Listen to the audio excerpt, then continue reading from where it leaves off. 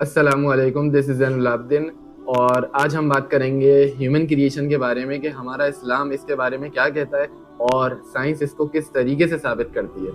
So if I talk about organism, there are two types of organism. First one is living and the another one is non-living organism. But today I would like to discuss life, which is the only thing جو الگ کرتی ہے non-living organism کو living organism سے. اور life کیا ہے ہمارے پاس؟ لائف میں بیسیکلی دو پروسیسز ہیں جو مل کر لائف بناتے ہیں. جیسے کہ پہلا جو ہے وہ ہے ہمارے پاس گیشیس ایکسچینج اور دوسرا ہمارے پاس ریپروڈکشن. اگر کسی بھی چیز میں یہ دو پروسیسز ہیں تو انہیں ہم لیونگ آرگینزم کنسیڈر کرتے ہیں. Let me just give you an example. اگر میں بات کروں انسان کے بارے میں یا کسی بھی دوسرے جاندار کے بارے میں تو ان دونوں میں یہ دو پروسیسز لازمی طور پر ہوتے ہیں جو مل کر لائف بناتے ہیں. اللہ پاک قرآن مجید میں ہیومن کریشن کے بارے میں بعض جگہوں پر ارشاد فرماتا ہے. جیسے کہ اللہ پاک قرآن مجید میں سورہ آل عمران آیت نمبر 6 میں ارشاد فرماتا ہے، اور وہ ماں کے پیٹ میں تمہاری صورتیں جس طرح کی چاہتا ہے بناتا ہے، اس کے سوا کوئی معبود برحق نہیں، وہ غالب ہے، حکمت والا ہے.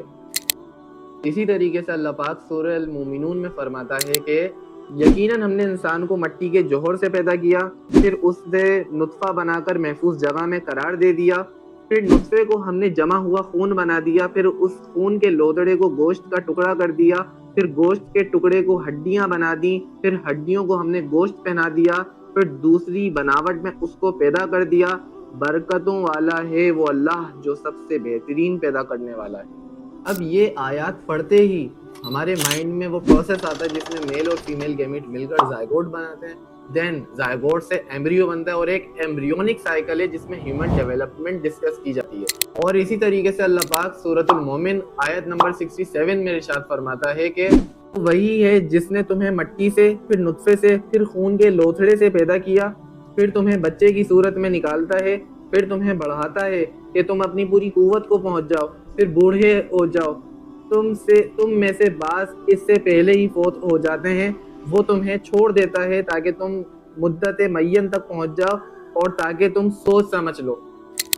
اس آیت میں اللہ تعالیٰ نے ہیومن لائف سائیکل کو ڈسکس کرتے ہوئے فرمایا ہے کہ کس طریقے سے انسان ایک اسپرم کی صورت میں ہوتا ہے اور پھر اس کی ایک کمپلیٹ لائف سائیکل ہوتی ہے. جیسے کہ میل فیمیل گیمیٹس مل کر زائگوٹ بناتے ہیں، زائگوٹ سے پراپر فرٹیلائزیشن ہوتی ہے اور فرٹیلائزیشن کے بعد ایک کمپلیٹ جو ہے ڈیولپمنٹل سائیکل ہے. اور ڈیولپمنٹل سائیکل جب کمپلیٹ ہو جاتی ہے جس میں انسان کو تخلیق کیا جاتا ہے، جیسے کہ ایک اسپرم ہوتا ہے، پھر وہ بڑھتے بڑھتے ایمبریو ہوتا ہے اور ایمبریو کے بعد اس کی ہڈیاں بننا شروع ہوتی ہیں اور پھر کس طریقے سے اللہ تعالیٰ ان پر گوشت چڑھاتا ہے اور اس کو ایک کمپلیٹ بیبی کی کنڈیشن میں بنا کر برتھ کرتا ہے. اور برتھ ہونے کے بعد اس انسان کی پراپر طور پر گروتھ اسٹارٹ ہو جاتی ہے جس میں وہ بچپنے کو پہنچتا ہے اور بچپن سے جوانی کو پہنچتا ہے جس میں اس کے پاس سارے اختیار ہوتے ہیں. اور جوانی کے بعد پھر وہ دوبارہ بڑھاپے کو پہنچتا ہے اور بڑھاپے کو پہنچنے کے بعد اس کی ڈیتھ ہو جاتی ہے.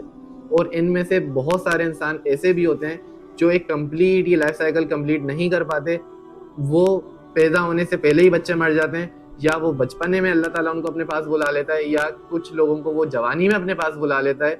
تو یہ ساری چیزیں ہیں انسان کو بھی سوچنی چاہیے. جیسے کہ اللہ تعالیٰ قرآن مجید میں فرماتا ہے کہ کلو نفس ذائقۃ الموت، ہر ایک زندہ شے کو موت کا مزہ چکھنا ہے. اللہ پاک فرماتے ہیں کہ ہم نے انسان کو مٹی سے پیدا کرا، اور اس بات کا سائنٹیفک کنیکشن کیا ہے کہ سائنس اس کے بارے میں کیا کہتی ہے میں آپ کو اب وہ بتاتا ہوں. ہم بایولوجی میں یہی پڑھتے ہیں کہ انسان یا کوئی بھی جاندار لیونگ آرگینزم سیل سے مل کر بنا ہے. اور سیل تھیوری کیا کہتی ہے کہ cell is the basic structural and functional unit of life.